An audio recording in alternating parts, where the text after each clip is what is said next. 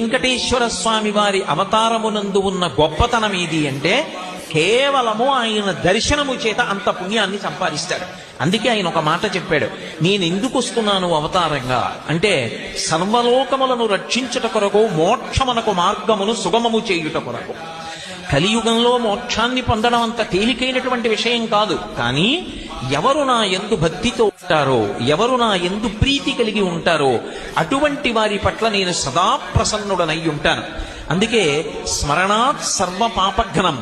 ఒక్కసారి వెంకటాచల క్షేత్రాన్ని కళ్ళు మూసుకుని ఆ 7 కొండలు తలుచుకుని, ఆ 7 కొండలు, 7 కొండల మీద ఉన్నటువంటి ఆనందనిలయ విమానం, ఆనందనిలయ విమానంలో పద్మపీఠం మీద నిలబడినటువంటి ఆ స్వామి యొక్క దివ్యమంగళ విగ్రహాన్ని, ఆ దివ్యమంగళ విగ్రహం యొక్క వైభవాన్ని, ఆయన నిలబడేటటువంటి రీతిని, ఆయన పట్టినటువంటి ముద్రల్ని ఒక్కసారి స్మరించినంత మాత్రం చేత స్మరణాత్ సర్వపాపఘ్నం, ఆ స్వామి పేరు వెంకటేశ్వర.